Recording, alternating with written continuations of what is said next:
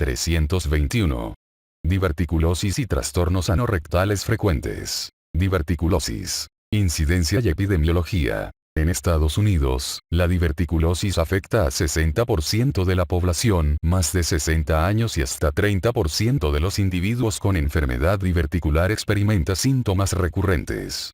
La enfermedad diverticular se ha convertido en la quinta enfermedad gastrointestinal más costosa en Estados Unidos y es la principal indicación para ablación programada del colon. La incidencia de enfermedad diverticular se encuentra al alza. Por fortuna, solo 20% de los pacientes con diverticulosis desarrolla enfermedad diverticular y cerca de 4% exige hospitalización. La mayoría de los individuos con la enfermedad refiere una calidad de vida más deficiente y más depresión que sus contrapartes, algo que antes se pasaba por alto, lo que incrementa los costos de la atención sanitaria. Con anterioridad, la diverticulosis estaba confinada a los países desarrollados, pero tras la adopción de la alimentación occidental de las naciones subdesarrolladas, la diverticulosis aumentó en todo el mundo. Los inmigrantes de Estados Unidos padecen la afección con la misma frecuencia que los nativos estadounidenses. La prevalencia entre varones y mujeres es similar, pero los primeros tienden a manifestarla antes.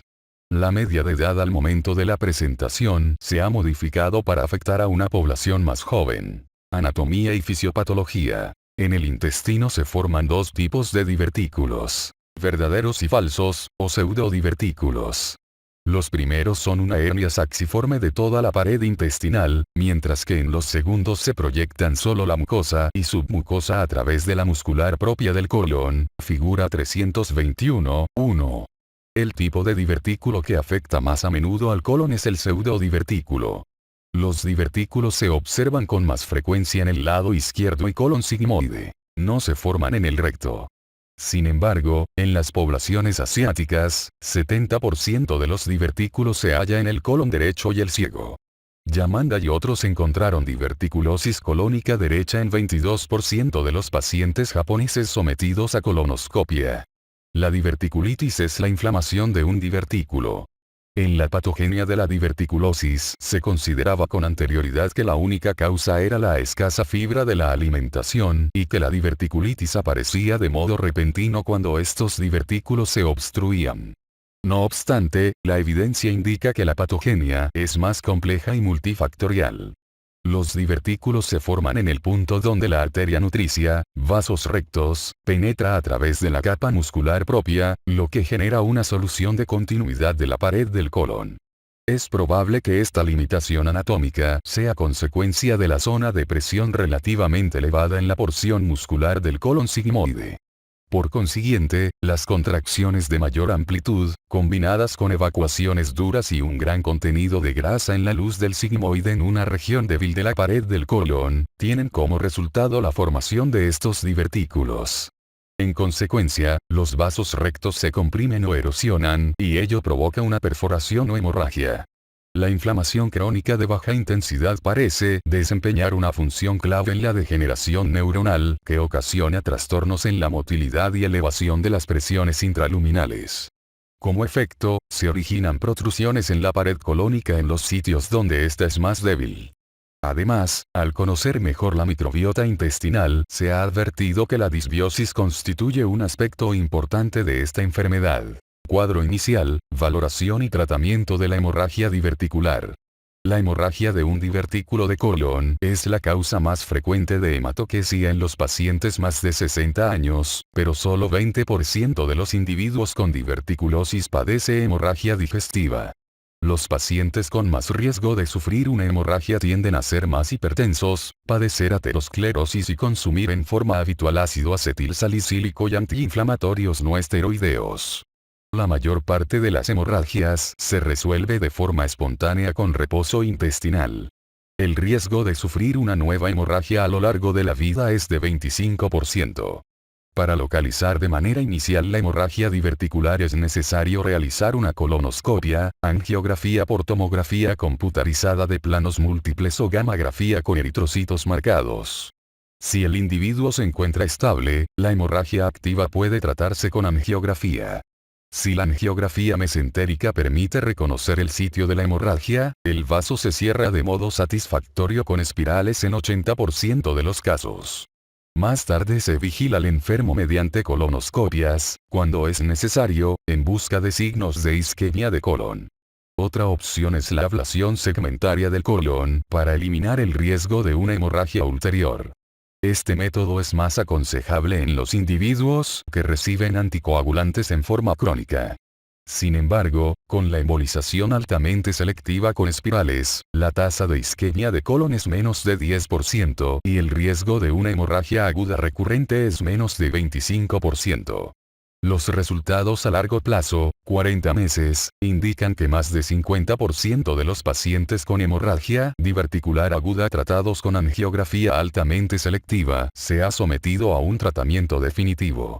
Otra opción más se basa en administrar una solución selectiva de vasopresina para detener la hemorragia, pero este método se ha vinculado con complicaciones graves, incluidos infarto del miocardio e isquemia intestinal. Además, la hemorragia recurre en 50% de los enfermos cuando se suspende la solución. Se recomienda la cirugía en pacientes inestables o que han padecido una hemorragia que requiere la administración de 6 unidades en las últimas 24 horas. Cuando la hemorragia está circunscrita se lleva a cabo una ablación segmentaria. Si la hemorragia no se identifica en forma definitiva, muchas veces es necesario practicar una colectomía subtotal. En los individuos sin otras enfermedades graves, es posible efectuar una ablación quirúrgica con anastomosis primaria. En los pacientes que han recibido más de 10 unidades de sangre, se ha registrado una tasa más elevada de dehiscencia de la anastomosis. Cuadro inicial, valoración y estadificación de la diverticulitis. La diverticulitis aguda no complicada, también conocida como enfermedad diverticular sintomática no complicada, se presenta de forma característica con fiebre, anorexia, dolor en el cuadrante inferior izquierdo del abdomen y obstipación, cuadro 321-1. En menos de 25% de los casos, el cuadro inicial puede ser de peritonitis generalizada, lo cual indica perforación diverticular. Si se forma un absceso pericolónico, la persona puede mostrar distensión abdominal y signos de peritonitis localizada. En los estudios de laboratorio se reconoce leucocitosis. En raras ocasiones, el paciente presenta un nivel hidroaéreo en el cuadrante inferior izquierdo en la radiografía simple de abdomen. Se trata de un divertículo gigante del colon sigmoide y se corrige con ablación quirúrgica para evitar la perforación inminente. El diagnóstico de diverticulitis se establece mejor con la tomografía computarizada, en la cual se identifican los signos siguientes. Divertículos en el colon sigmoide, engrosamiento de la pared del colon, más de 4 milímetros e inflamación de la grasa pericólica, más acumulación de material de contraste o líquido. En 20% de los pacientes se presenta un absceso abdominal. Los síntomas del síndrome de colon irritable, capítulo 320, son similares a los de la diverticulitis. Por tanto, la diverticulitis sospechada que no satisface los criterios en la tomografía o que no se acompaña de leucocitosis o fiebre no es una diverticulosis. Otros trastornos que se encuentran en el diagnóstico diferencial de diverticulosis incluyen quiste ovárico, endometriosis, apendicitis aguda y enfermedad pélvica inflamatoria. A pesar de que se han objetado los beneficios de la colonoscopia en la valoración de los pacientes con diverticulosis, todavía se considera importante el procedimiento para excluir cáncer colorectal. La epidemiología paralela del cáncer colorectal y diverticulosis suscita preocupación suficiente para realizar una valoración endoscópica antes de la cirugía.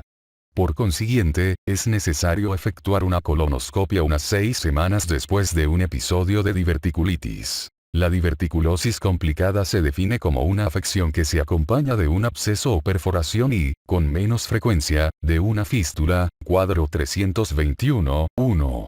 La diverticulosis perforada se estadifica mediante el sistema de clasificación de Hinchey, figura 321-2.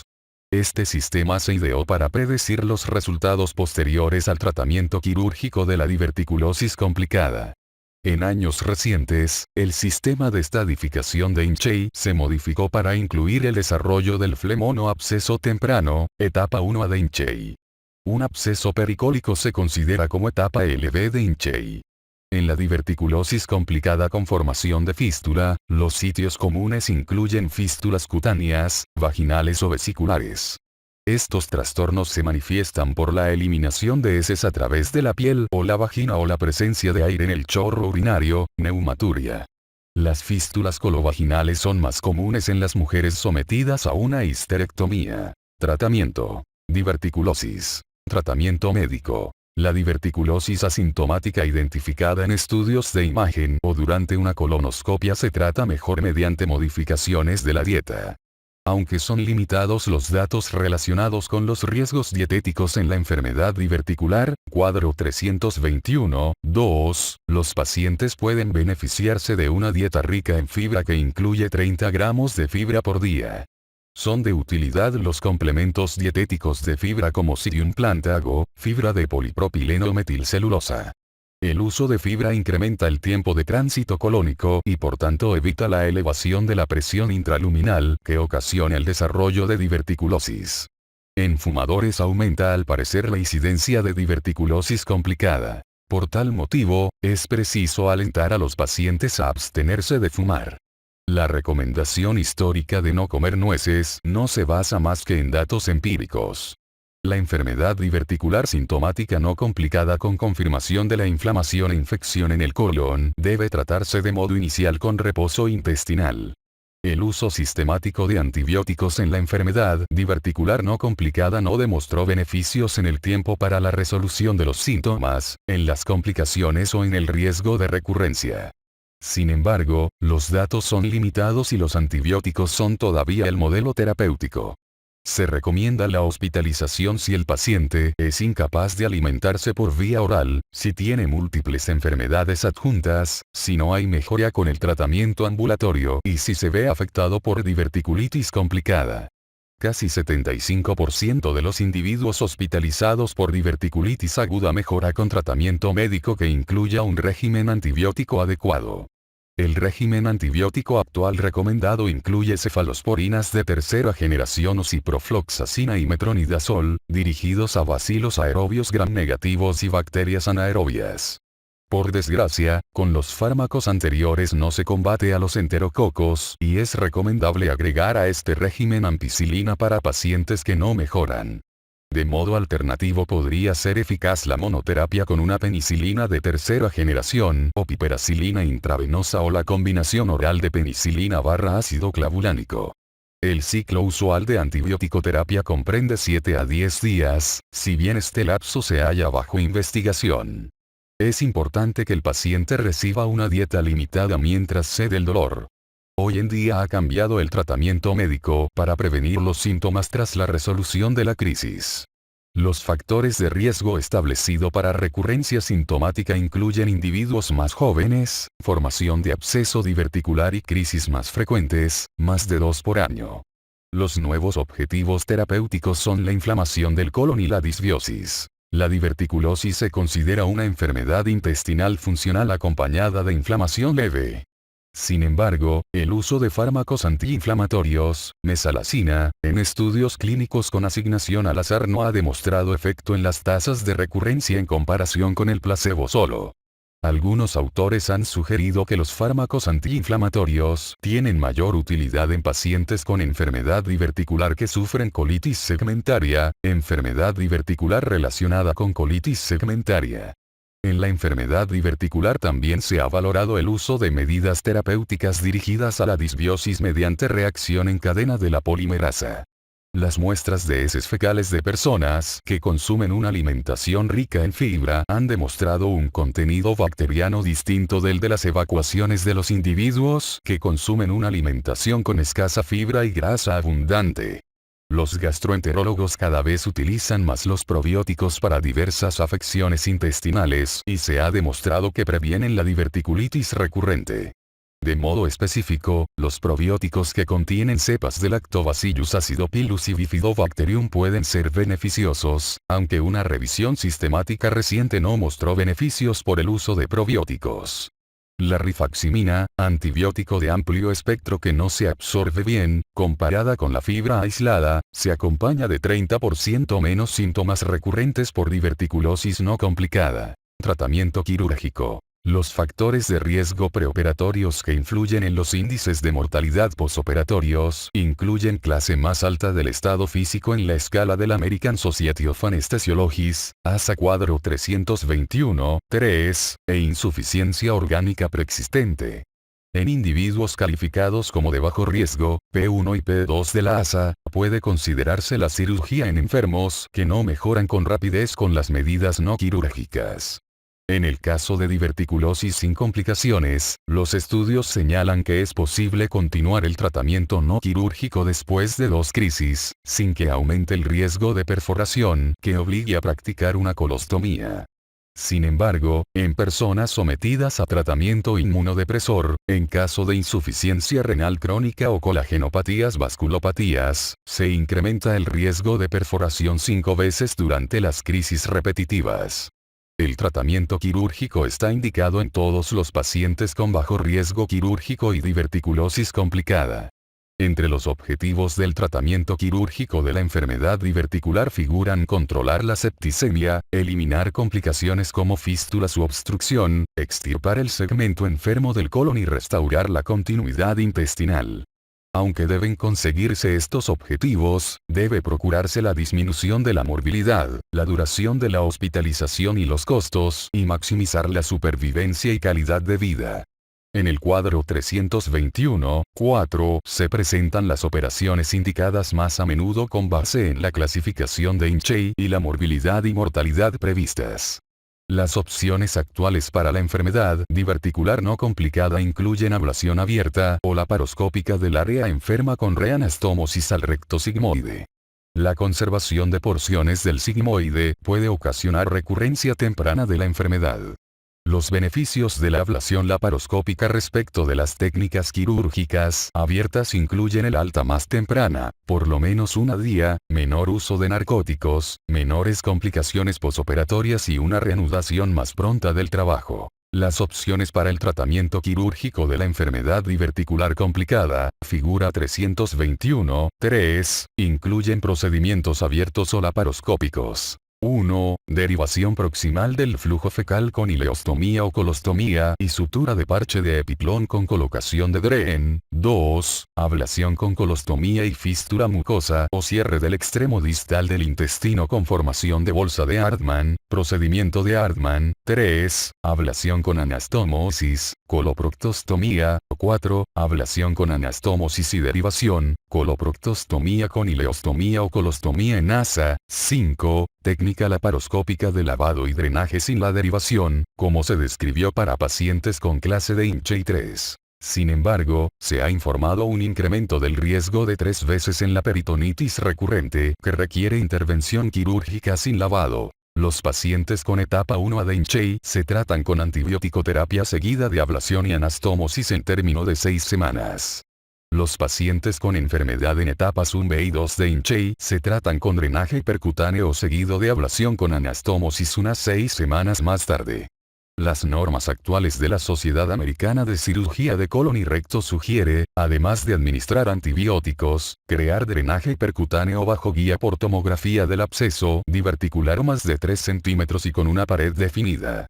Los abscesos que miden menos de 5 centímetros se resuelven solo con antibióticos. Las contraindicaciones del drenaje percutáneo son la ausencia de una vía de acceso percutánea, neumoperitoneo y peritonitis fecal. El drenaje de un absceso diverticular se acompaña de tasas de falla de 20 a 25%. Se lleva a cabo una operación urgente si fracasa el drenaje percutáneo y si el individuo desarrolla peritonitis generalizada. En la mayor parte de los casos es necesario el tratamiento con el procedimiento de Hartmann, ablación del colon sigmoide con colostomía terminal y creación de un muñón rectal. En casos seleccionados es posible considerar medidas no operatorias. En un estudio sin asignación al azar, el tratamiento no quirúrgico de abscesos paracólicos aislados, etapa 1 de Hinchey, se acompañó de una cifra de recidiva de tan solo 20% a los 2 años. Más de 80% de las personas con abscesos distantes, etapa 2 de Hinchey, necesitan ablación quirúrgica por recurrencia de los síntomas. El tratamiento de la enfermedad en etapa 3 de Hinchey es controversial. En esta población de pacientes no se presenta peritonitis fecal y se presupone que la perforación se ha sellado. En términos históricos, la etapa 3 de Inchey se trata con procedimiento de armanoanastomosis primaria y derivación proximal. Varios estudios han evaluado los resultados a corto y largo plazos para el lavado peritoneal laparoscópico con el fin de eliminar la contaminación peritoneal y colocar drenes que revelen si existe comunicación con la luz intestinal. Sin embargo, este procedimiento se ha vinculado con un riesgo mayor de reintervención quirúrgica por peritonitis continua. En términos generales, las tasas de creación de estomas son más bajas con el uso del lavado peritoneal laparoscópico. En la etapa 4 de Inchey o presencia de peritonitis fecal, no debe intentarse la anastomosis de ningún tipo.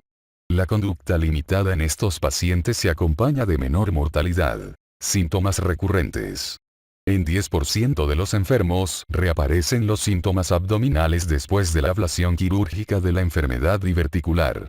La enfermedad recurrente aparece cuando la extirpación quirúrgica fue insuficiente. La retención de un segmento de colon recto sigmoide enfermo genera una incidencia doble de recidivas. La presencia del colon irritable también puede precipitar recurrencias sintomáticas. Las personas sometidas a ablación quirúrgica por supuesta diverticulitis y síntomas de cólicos abdominales crónicos y defecaciones irregulares con expulsión de heces blandas indicativas de colon irritable tienen resultados funcionales más insatisfactorios. Trastornos comunes de ano y recto. Prolapso rectal. Incidencia y epidemiología. El prolapso rectal es 6 veces más frecuente en mujeres que en varones. La incidencia más elevada del prolapso rectal se encuentra en las mujeres más de 60 años. Las mujeres con dicho trastorno muestran una mayor incidencia de alteraciones del piso pélvico que incluyen incontinencia urinaria, rectocele, cistocele y enterocele. Casi 20% de los niños con prolapso tiene fibrosis quística. En todo menor con un cuadro inicial de prolapso se practica la prueba de medición de cloruro en el sudor. Otras entidades relacionadas con menor frecuencia comprenden el síndrome de Ehlers-Danlos, síndrome de úlcera rectal solitaria, hipotiroidismo congénito, enfermedad de Hirschsprung, demencia, retraso mental y esquizofrenia. Anatomía y fisiopatología. El prolapso rectal es la protrusión circunferencial de todas las capas de la pared rectal a través del orificio anal. A menudo se relaciona con colon sigmoide redundante, laxitud pélvica y tabique recto vaginal, saco de Douglas, profundo. Al principio se consideraba que el prolapso rectal se debía a una intususcepción rectal interna incipiente, lo cual ocurre en el segmento superior hasta el segmento medio del recto. Se presuponía que este era el primer paso en una evolución inevitable al prolapso externo de todo el espesor de la pared. Sin embargo, solo 1 de 38 pacientes con prolapso interno vigilados por más de 5 años sufrió al final prolapso de todas las capas del recto. Otros autores han sugerido que el prolapso con esas características es consecuencia del daño observado en la inervación de los músculos del piso pélvico o los nervios pudendos, por distensión repetida al pujar durante la defecación. La lesión de los nervios pudendos debilitaría los músculos del piso pélvico, incluidos los esfínteres anales externos. La lesión bilateral del nervio pudendo se relaciona en grado más notorio con prolapso e incontinencia que la lesión unilateral. Presentación y valoración. En el prolapso externo, la mayor parte de los pacientes refiere tumoraciones anales, hemorragia rectal y mala higiene perianal. El prolapso del recto se presenta casi siempre tras la defecación y se reduce en forma espontánea o exige que el enfermo reduzca el prolapso de forma manual. El estreñimiento se presenta en cerca de 30 a 67% de los pacientes con prolapso rectal. Ocurre en grados diferentes de incontinencia fecal en 50 a 70% de los casos. Los pacientes con prolapso rectal interno experimentan de modo inicial síntomas como estreñimiento e incontinencia. Otros datos relacionados son obstrucción anal, anismo, en 30% de los casos, inercia del colon en 10% y síndrome de úlcera rectal solitaria en 12%. La valoración en el consultorio se lleva a cabo mejor después que el paciente ha recibido un enema, lo cual permite la protrusión del prolapso. Es necesario hacer una distinción importante entre el prolapso rectal de espesor completo y el prolapso de la mucosa aislado relacionado con hemorroides, figura 321, 4. El prolapso de la mucosa se reconoce por los surcos radiales más que por los pliegues circunferenciales alrededor del ano y se debe a un aumento de la laxitud del tejido conjuntivo entre la submucosa y el músculo subyacente del conducto anal. La valoración del prolapso también incluye cistoproctografía y colonoscopia. Estos estudios permiten valorar los trastornos concomitantes en el piso pélvico y descartar un cáncer o un pólipo como la punta directriz del prolapso. Si el prolapso se acompaña de estreñimiento crónico, el paciente debe someterse a un proctograma durante la defecación y un estudio de marcadores radioopacos, el cual hace posible determinar si hay anismo o inercia colónica. El anismo es resultado de tratar de defecar contra un piso pélvico cerrado y también se conoce como músculo puborectal sin relajación. Esto puede aparecer cuando no ocurre la horizontalización del recto en la fluoroscopia mientras el paciente trata de defecar. En la inercia colónica, un estudio de marcadores radioopacos revela retención más de 20% de los marcadores en la radiografía abdominal 5 días después de la deglución. En individuos con incontinencia fecal es preciso realizar una valoración ecográfica y manométrica endoanal que incluya el estudio de los nervios pudendos y los músculos del esfínter anal que ellos inervan antes de la intervención quirúrgica para tratar el prolapso, véase incontinencia fecal más adelante. Tratamiento. Prolapso rectal. Las medidas médicas para tratar el prolapso rectal son limitadas e incluyen agentes para dar volumen a las heces o complementos de fibra para facilitar la defecación. El elemento básico del tratamiento es la corrección quirúrgica del prolapso. Por lo regular se utilizan dos vías de acceso, la transabdominal y la transperineal. La práctica de la primera vía se ha acompañado de menores cifras de recurrencia, pero la segunda es más útil en algunos individuos que tienen otras enfermedades graves coexistentes. La vía de acceso transperineal incluye la proctectomía transanal, método de Altmeyer, la proctectomía de la mucosa, técnica de Delorme, o la colocación de un alambre de Tirsch que rodea el ano. Con la vía de acceso transperineal se intenta extirpar el recto y el colon sigmoide redundante. La vía transabdominal común incluye sutura presacra o rectopexia con malla, Ripstein, con ablación, procedimiento de Frickmann-Goldberg, o sin ablación del sigmoide redundante. En términos generales se reserva la ablación del colon para individuos con estreñimiento y obstrucción rectoanal. La rectopexia ventral es un método efectivo de reparación abdominal del prolapso de todo el espesor que no necesita ablación del sigmoide, véase la descripción más adelante. Esta reparación tiene mejores resultados funcionales que otras reparaciones abdominales. En la actualidad es posible llevar a cabo técnicas transabdominales efectivas por vía laparoscópica o, en fecha más reciente, con técnicas robóticas sin mayores recurrencias. La finalidad de la técnica transabdominal es restablecer la anatomía normal al eliminar el intestino redundante y unir de nueva cuenta el tejido de sostén del recto a la fascia presacra.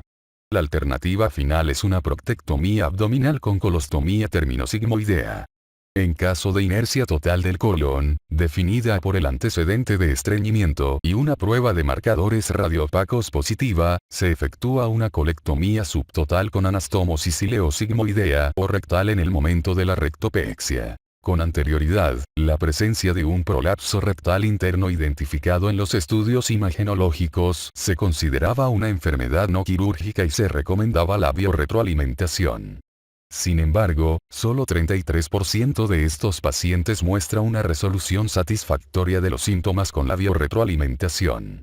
En estos individuos existen dos cirugías, que son más efectivas que la biorretroalimentación: la ablación rectal transanal con grapas y la rectopexia ventral laparoscópica. La primera técnica, figura 321, 5, se lleva a cabo a través del ano en los pacientes con prolapso interno. Se introduce una engrapadora circular por el ano. El prolapso interno se identifica y se liga con grapas. La segunda, figura 321, 6, se realiza a través de la vía abdominal. Se crea un orificio en el peritoneo en el lado izquierdo de la unión recto-sigmoidea y este orificio se continúa en sentido inferior por delante del recto hasta el fondo de saco de Douglas. No se efectúa la movilización rectal, con lo que se evita la posible lesión de un nervio autónomo. La malla se fija a las porciones anterior y lateral del recto, el fondo de saco vaginal y el promontorio del sacro, lo que hace posible cerrar el tabique recto vaginal y corregir el prolapso interno. En ambos procedimientos, la recurrencia a un año fue reducida, menos de 10%, y los síntomas mejoraron en más de 75% de los pacientes. Incontinencia fecal. Frecuencia y epidemiología. La incontinencia fecal es la evacuación involuntaria de materia fecal, cuando menos de un mes de duración en una persona con una edad mínima de 4 años. La prevalencia de incontinencia fecal en Estados Unidos es de 0,5 a 11%. La mayoría de los pacientes corresponde a mujeres más de 65 años. La frecuencia de incontinencia es mayor en las mujeres que han tenido hijos. Casi 50% de los pacientes con incontinencia fecal padece también incontinencia urinaria. La mayor parte de la incontinencia es resultado de una lesión obstétrica del piso pélvico, ya sea durante el embarazo o el parto. Hasta en 32% de las mujeres el esfínter anatómico se lesiona después del parto, al margen de la presencia de una lesión visible del perineo. Los factores de riesgo en el momento del parto son trabajo de parto prolongado, aplicación de forceps y necesidad de una episiotomía. Los síntomas de incontinencia se manifiestan hasta 20 años o más después de la lesión obstétrica. En el cuadro 321.5 se mencionan las enfermedades conocidas que contribuyen a la incontinencia fecal. Anatomía y fisiopatología. El esfínter anal se integra con un anillo esfintérico interno y otro externo. El anillo interno está formado por músculo liso y es una continuación de las fibras circulares de la pared del recto. Recibe fibras del plexo mientérico intestinal y por ello se halla bajo control involuntario. El esfínter externo del ano es en realidad una continuación del músculo elevador del ano y se encuentra bajo control voluntario. Recibe inervación motora del nervio pudendo. La lesión obstétrica puede desgarrar las fibras musculares en sentido anterior en el momento del parto. Ello produce un defecto anterior manifiesto que se reconoce en la ecografía endoanal. La lesión también puede ser consecuencia del estiramiento de los nervios pudendos durante el embarazo o el nacimiento del feto a través del conducto del parto. Presentación y valoración. Los pacientes pueden mostrar grados diversos de incontinencia fecal. La menor o de poca intensidad incluye incontinencia para la expulsión de gases y algunas veces derrame de excrementos líquidos. La mayor incluye la incapacidad frecuente de controlar la expulsión de heces sólidas. Como resultado de la incontinencia fecal, las personas tienen deficiente higiene perianal. Más allá de los problemas inmediatos que surgen con la incontinencia fecal, los enfermos suelen estar retraídos de su entorno y deprimidos.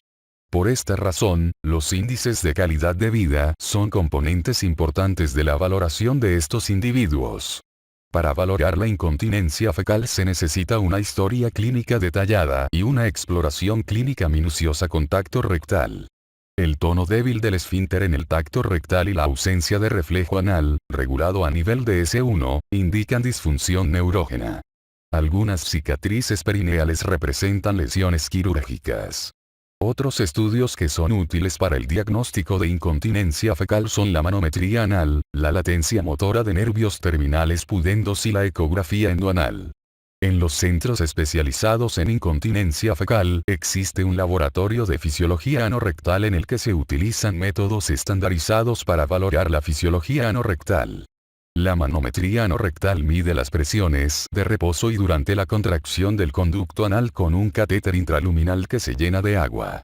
Uno de los métodos actuales de manometría anorrectal es un sistema tridimensional de alta resolución con un dispositivo de perfusión continua de 12 catéteres que permite la delineación fisiológica de anomalías anatómicas. Los estudios de los nervios pudendos valoran la función de la inervación nerviosa del conducto anal mediante un electrodo digital en este sitio. Las lesiones por distensión de estos nervios tienen como resultado una respuesta tardía del músculo esfintérico a un estímulo, lo que indica una latencia prolongada.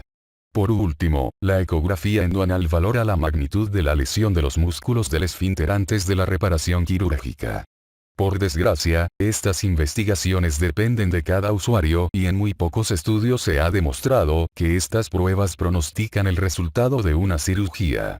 También se ha empleado la resonancia magnética, pero no se ha establecido su aplicación sistemática en la incontinencia fecal. Los trastornos aislados del piso pélvico son raros.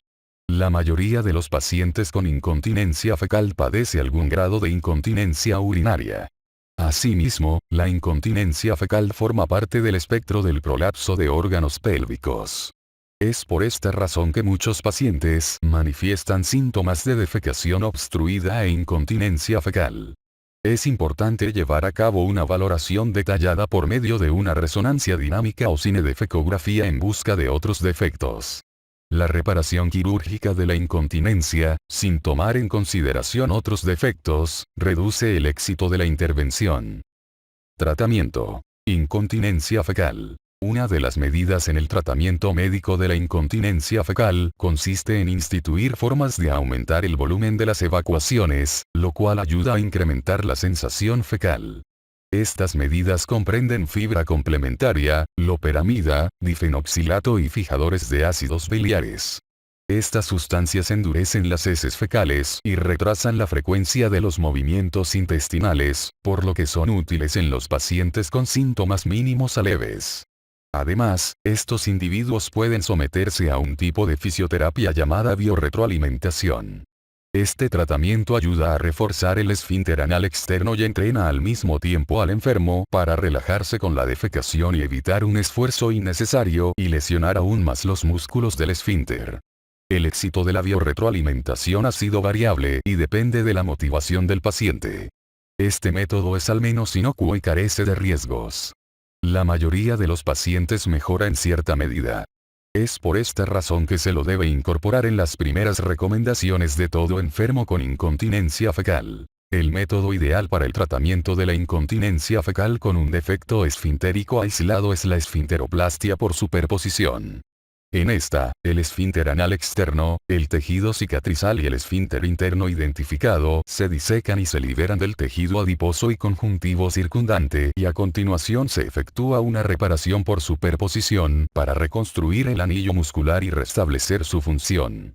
Sin embargo, los resultados a largo plazo de esta técnica poseen una tasa de fracasos de 50% en los siguientes 5 años.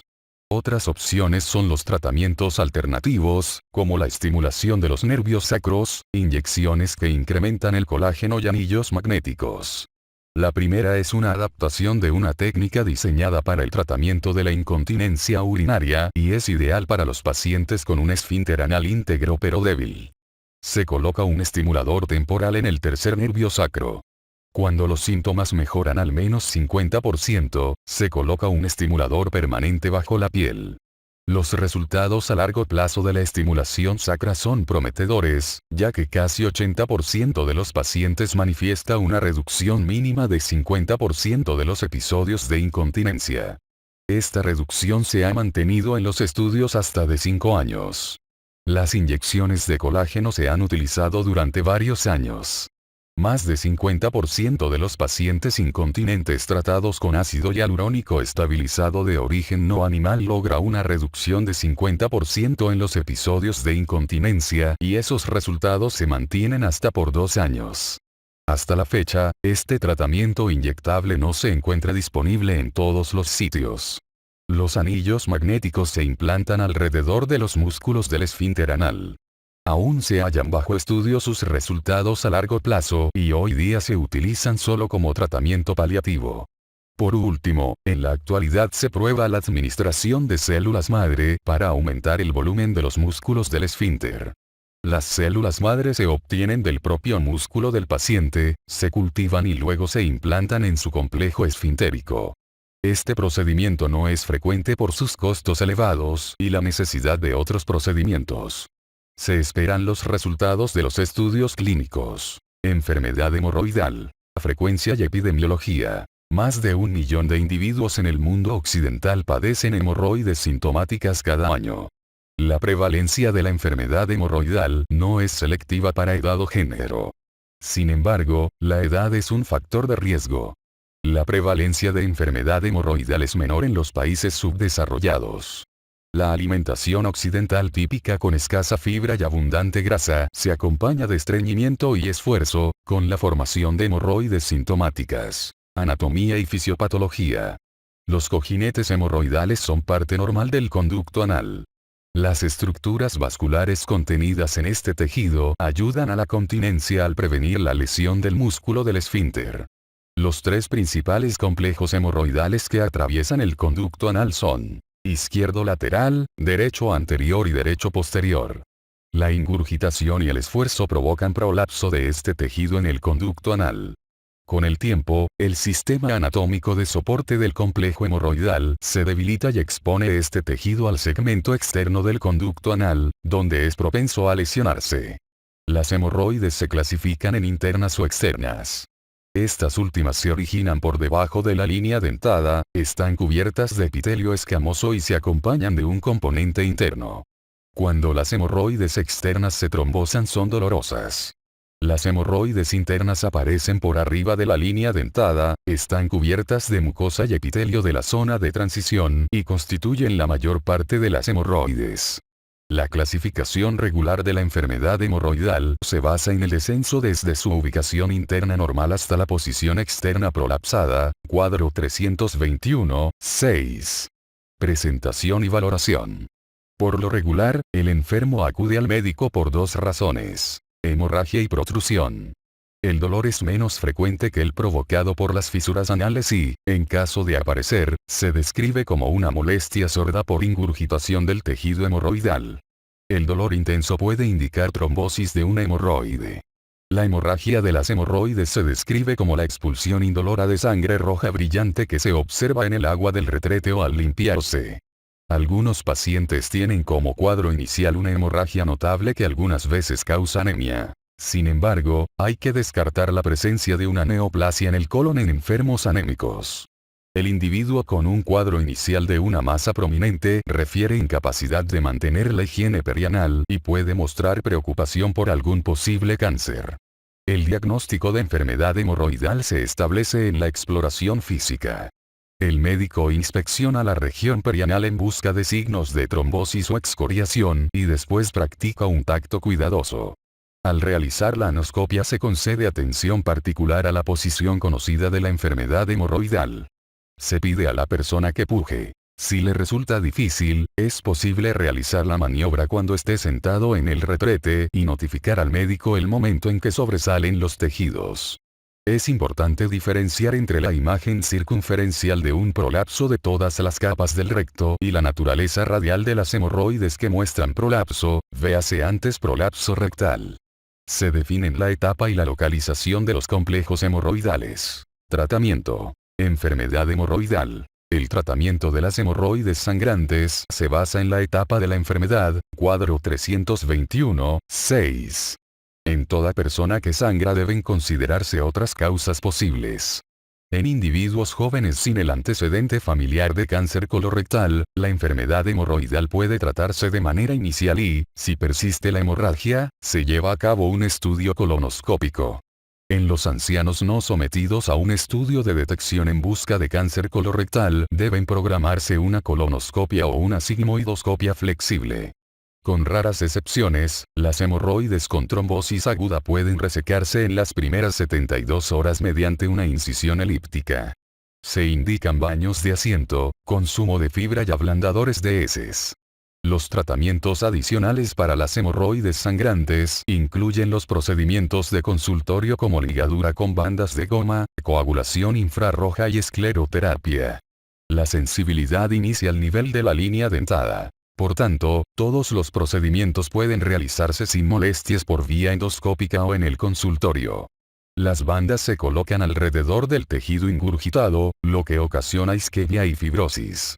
Esta medida ayuda a colocar el tejido más proximal en el conducto anal. Algunos pacientes manifiestan dolor sordo durante 24 horas después de la ligadura. Durante la escleroterapia se inyectan 1 a 2 mililitros de alguna sustancia esclerosante, casi siempre tetradesil-sulfato de sodio, con una aguja calibre 25 en la submucosa del complejo hemorroidal. Es importante evitar la inyección en la circunferencia del conducto anal, puesto que puede haber estenosis. Para el tratamiento quirúrgico de la enfermedad hemorroidal, las técnicas preferidas son hemorroidectomía con ablación, desarterialización transhemorroidal o hemorroidectomía con grapas, procedimiento para prolapso o hemorroides. La eficacia de estos métodos quirúrgicos para el tratamiento de las hemorroides sintomáticas de tercer y cuarto grados es similar. Sin embargo, puesto que en la hemorroidectomía con suturas se elimina el tejido circundante hasta el borde anal, también se extirpan los molestos pólipos anales. La hemorroidectomía con engrapadora produce menos molestias. Sin embargo, este procedimiento no elimina los colgajos de piel anal e incrementa el número de complicaciones relacionadas con el uso de dispositivos de engrapado. La desarterialización transhemorroidal se lleva a cabo bajo guía ecográfica para ligar los vasos sanguíneos del tejido anal, lo que reduce de esta manera la ingurgitación hemorroidal. No deben efectuarse procedimientos en hemorroides de pacientes inmunodeprimidos o que tienen proctitis activa. Asimismo, la hemorroidectomía de urgencia por hemorroides sangrantes posee una mayor tasa de complicaciones. Entre las complicaciones agudas que surgen con el tratamiento de las hemorroides figuran dolor, infección, recidiva de la hemorragia y retención de orina. Es preciso tener gran cuidado de colocar de manera adecuada las bandas elásticas y evitar la hidratación excesiva en personas programadas para hemorroidectomía. Entre las complicaciones tardías se encuentran la incontinencia fecal como consecuencia de la lesión del esfínter durante la disección. La estenosis del ano surge algunas veces por escisión excesiva y en ella se pierden los puentes de piel y mucosa necesarios para la nueva epitelización. Por último, puede aparecer un ectropión, la mucosa del recto sobresale del conducto anal. Las personas con ectropión refieren a ano húmedo como consecuencia de que no pueden evitar la emisión de excremento, una vez que la mucosa rectal queda al descubierto por debajo de la línea dentada. Abscesos anorrectales. Incidencia y epidemiología. La aparición de un absceso perianal es más frecuente en varones que en mujeres, en una proporción de 3 a 1. Su incidencia máxima se localiza entre el tercero a quinto decenios de la vida. El dolor perianal por la presencia del absceso es el que origina 15% de las visitas al consultorio del cirujano colorectal. El trastorno es más prevalente en inmunodeprimidos como los diabéticos, los que tienen algún trastorno hematológico o enfermedad inflamatoria intestinal y en individuos positivos para virus de inmunodeficiencia humana. Es necesario considerar estos trastornos en toda persona que muestre infecciones perianales repetitivas. Anatomía y fisiopatología. Un absceso anorrectal es una cavidad anormal llena de líquido situada en dicha región. La aparición del absceso es consecuencia de la infección de las glándulas que rodean al conducto anal. En circunstancias normales, estas glándulas liberan hacia el conducto un moco que facilita la defecación. Si, de forma accidental, penetra excremento en estas glándulas, se infectan y producen abscesos. Estos últimos se localizan en el área perianal en 40-50% de los pacientes. Son isquiorrectales en 20 a 25%, interesfintéricos en 2 a 5% y superiores al elevador del ano en 2,5% de los casos, figura 321, 7.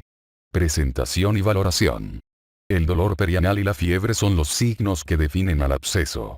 El individuo puede tener dificultad para orinar y expulsa sangre en las heces. El cuadro inicial de un absceso prostático incluye signos similares, como la disuria. Las personas con absceso prostático tienen por lo regular el antecedente de enfermedades recurrentes de transmisión sexual. En la exploración física se advierte con facilidad una zona fluctuante grande. Los datos de los estudios habituales de laboratorio indican leucocitosis. Rara vez se necesitan métodos diagnósticos, salvo en la valoración de un absceso recurrente. La tomografía o la resonancia tienen una exactitud de 80% para identificar el drenaje incompleto. Si hay preocupación por la presencia de enfermedad inflamatoria intestinal, puede realizarse una exploración con un sigmoidoscopio rígido o flexible en el momento de drenar el absceso para valorar la inflamación de la región rectosigmoidea. La valoración más completa en busca de enfermedad de Crohn incluye la práctica de una colonoscopia completa y una serie radiográfica de intestino delgado. Tratamiento. Absceso anorrectal. Al igual que en cualquier absceso, el método ideal es el drenaje. En ocasiones basta el drenaje en el consultorio de un absceso anorrectal no complicado. Se traza una incisión cerca del borde anal y se introduce un dren de Mayenkot dentro de la cavidad del absceso. Para los pacientes con un absceso complicado, diabéticos o inmunodeprimidos, el drenaje se coloca en el quirófano bajo anestesia. Estos pacientes tienen mayor riesgo de padecer fascitis necrosante. La función de los antibióticos en el tratamiento de los abscesos anorrectales es muy limitada. Los antibióticos se necesitan solo en los pacientes inmunodeprimidos o con una prótesis valvular cardíaca, prótesis articulares, diabetes o enfermedad inflamatoria intestinal. Fístula anal. Incidencia y epidemiología. La incidencia y prevalencia de los cuadros fistulosos de la zona perianal corresponden a las del absceso anorrectal, se calcula una cifra de 1 en 10.000 individuos. En promedio, 30 a 40% de los abscesos culmina en la aparición de una fístula anal. La mayor parte de ellas tiene origen criptoglandular, pero 10% se relaciona con enfermedad intestinal inflamatoria, tuberculosis, cánceres y radiación. Anatomía y fisiopatología. La fístula del ano se define como la comunicación anormal de una cavidad de absceso con un orificio interno identificable dentro del conducto anal. Dicho orificio se localiza casi siempre al nivel de la línea dentada, donde las glándulas anales penetran en el conducto anal. Las personas que perciben la expulsión continua de material de drenaje después de tratar un absceso perianal tienen con toda probabilidad una fístula anal. Estas fístulas se clasifican según sea su relación con los músculos del esfínter anal. 70% es interesfintérica, 23% transesfintérica, 5% supraesfintérica y 2% extraesfintérica, figura 321, 7. Presentación y valoración.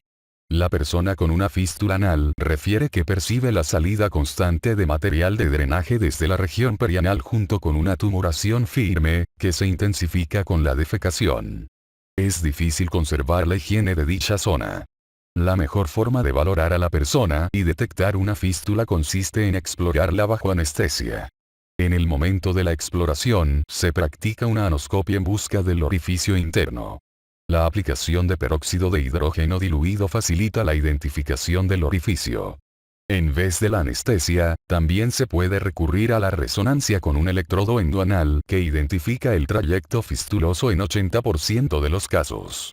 Después de drenar el absceso y colocar una sonda de Mayenkot, conviene practicar un fistulograma a través de ella en busca de algún conducto fistuloso oculto. La regla de Gotzal indica que la fístula externa posterior desemboca en el conducto anal en la línea media posterior y que la anterior lo hace en la cripta más cercana. Las fístulas con orificios de salida situados a más de 3 centímetros del borde anal pueden tener una extensión ascendente como complicación y quizá no cumplan con la norma de Gotzal. Tratamiento. Fístula anal. La fístula con drenaje recién diagnosticada se trata mejor con la colocación de un sedal, un asa de material de sutura para vasos o seda, colocados a través del trayecto fistuloso para conservar así el conducto abierto y amortiguar la inflamación circundante que surge con el bloqueo repetitivo del conducto anómalo. Una vez que ha disminuido la inflamación, es posible identificar la relación exacta del trayecto fistuloso con los esfínteres anales. En los casos de la fístula interesfintérica y las transesfintéricas bajas, que abarquen menos de la tercera parte del músculo, se realiza una fistulotomía simple sin comprometer la continencia. En la fístula transesfintérica más alta, cabe practicar un colgajo por avance anorrectal, en combinación con drenaje con catéter o uso de adhesivo de fibrina.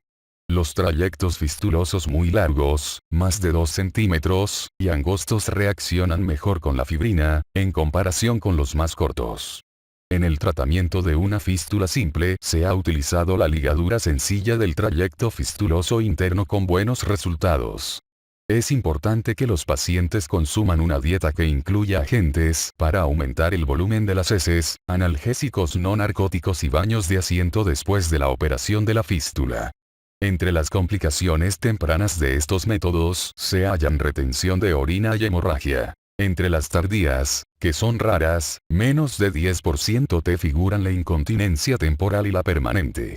Después de la fistulotomía, las recurrencias son de 0 a 18%, mientras que tras el colgajo anorrectal y técnica de ligadura del trayecto fistuloso interno las recurrencias son de 20 a 30%. Se encuentra en estudio el uso de implantes de células madre al momento de la reparación de la enfermedad fistulosa recidivante. Fisura anal. Incidencia y epidemiología. Las fisuras anales afectan a personas de cualquier edad, pero son más frecuentes entre los decenios tercero a quinto de edad. Constituyen la causa más frecuente de hemorragia rectal en los lactantes. Su prevalencia es igual en mujeres y varones. Se relaciona con estreñimiento, diarrea, infecciones causantes, traumatismo perianal y enfermedad de Crohn. Anatomía y fisiopatología. Después de la defecación puede haber traumatismo del conducto anal, en su porción anterior o, con mayor frecuencia, en la posterior. La irritación causada por el traumatismo en dicha estructura eleva la presión en reposo del esfínter interno. Los vasos que irrigan el esfínter y la mucosa del ano penetran en sentido lateral.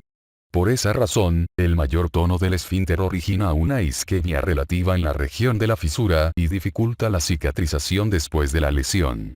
La fisura que no se encuentra en posición posterior o anterior obliga a considerar otras causas, como tuberculosis, sífilis, enfermedad de Crohn y cánceres. Presentación y valoración. Es fácil diagnosticar una fisura con los datos de la anamnesis.